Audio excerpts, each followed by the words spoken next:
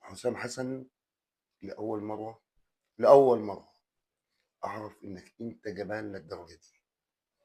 أنت مدرب جبان جدًا، جدًا، جدًا. يا راجل ده أنت مُمِل.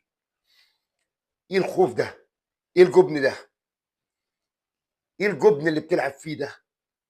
إيه الطريقة دي؟ أنت لعبت الشوط الأول وربنا ستر عليك. أنت يا راجل ده إحنا ما طلعناش بهجمة. بهجمة. مندي ده حارس السنغال ده كان ضيف شرف ده. إحنا ما خرجناش بهجمة يا راجل. بتستنى بإيه؟ يعني كنت هتلاعبهم أشواط إضافية؟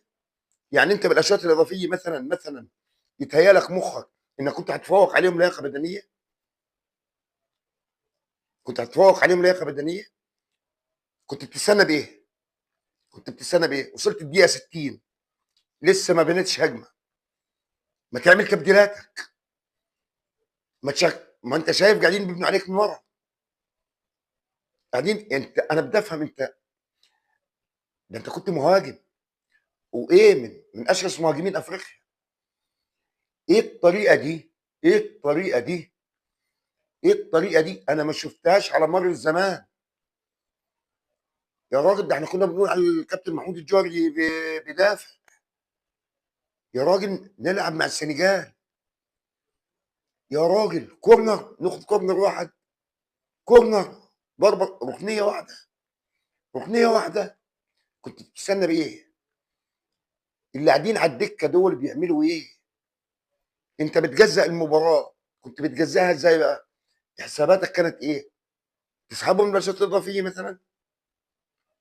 يعني إحنا كنا هنتفوق عليهم بدنيًا؟ هنتفوق عليهم بدنيًا؟ أنا أعرف دماغك ودتك بالطريقة دي أنت إزاي يعني. قُلنا لك بيحضّروا من ورا. بيحضّروا من ورا. اللي بيحضّر من ورا ده عاوز راس حربة يضغطه. يا راجل ده ما فيش كرة عرضية. كرة عرضية واحدة ما فيش. أنا الطريقة دي ما عدّتش عليّا. ما شُفتش يا راجل.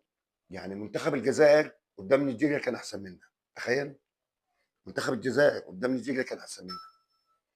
يا راجل حرام يا راجل. أنت هتروح كأس عالم تعمل إيه بكأس العالم؟